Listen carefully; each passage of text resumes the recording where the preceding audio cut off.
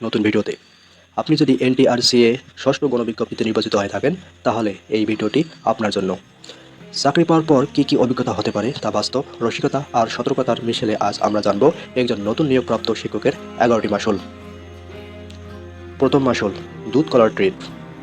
চাকরি পাওয়ার পর কিছু অভুক্ত মানুষকে দুধ কলা ট্রিট দিতে হতে পারে, যাদের নামে 5 থেকে 8 হাজার, কখনো বা 20 থেকে 30 হাজার টাকাও দিতে হতে পারে প্রতিষ্ঠানের উন্নয়নের নামে।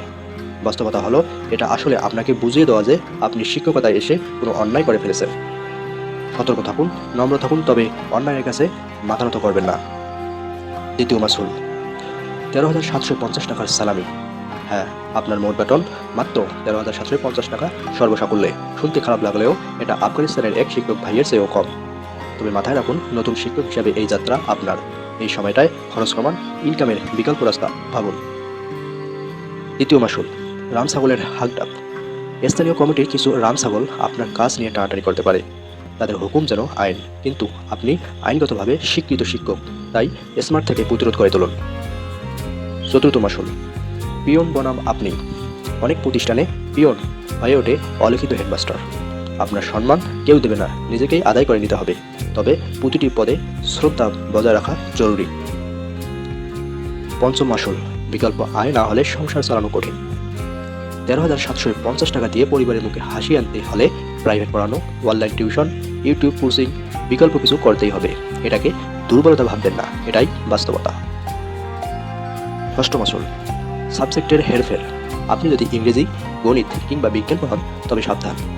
ভূগোল বা সমাজবিজ্ঞান পড়ানো দুলাভাইরা আপনাকে বংশানুক্রমিক হেলাফেলা করতেই পারে।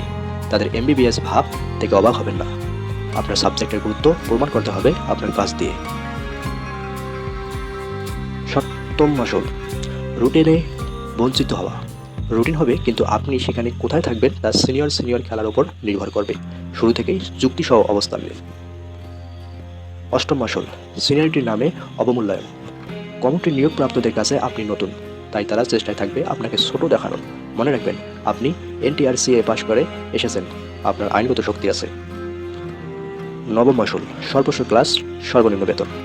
যদি প্রতিষ্ঠান থেকেই বেতন পান তাহলে ধরে নিন সবচেয়ে কম টাকায় সবচেয়ে বেশি কাজ আপনাকেই করতে হবে। তাই আপনার অধিকার নিজেকেই বুঝে নিতে হবে। ডকুমেন্ট রাখুন, দরকারে লিখিত আপত্তি তুলুন। দশম মাসুল, শিক্ষকদের প্রিয় খাবার, শিক্ষকদের সমালোচনা। হ্যাঁ, সত্যিই তাই, শিক্ষকরা নিজেরাই একে অপরকে পেছনে টানতে ভালোবাসেন। তাই এই মাংস খাবার উৎসব থেকে নিজেকে দূরে রাখুন। নিজের কাজ, নিজের উন্নয়ন, এই দুই জিনিসেই থাকুন। 11তম মাসুল, অতিরিক্ত ক্লাসের বোঝা। আপনি তো নতুন, তাই সব ক্লাস আপনাকেই নিতে হবে। এই বাক্যটা শোনার জন্য তৈরি থাকুন, কিন্তু শুরু থেকে স্পষ্ট করে দিন আপনি দায়িত্ববান, তবে বোকা নন। শুনে হয়তো মনে হচ্ছে শিক্ষকতা মানেই বেদনার কাহিনী, কিন্তু ভাই, আপনি 18 লাখ প্রতিযোগীর মধ্যে একজন বিজয়ী।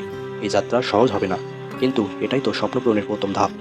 নিজের সম্মান নিজেই করুন এবং সবসময় মনে রাখবেন আপনি একজন শিক্ষক, আপনি জাতি গড়ার কারিগর।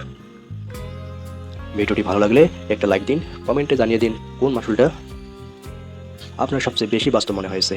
এবং হ্যাঁ, শিক্ষকদের সম্মান নিয়ে সচেতনতা ছড়াতে শেয়ার করে দিন এই ভিডিওটি। ধন্যবাদ সবাইকে।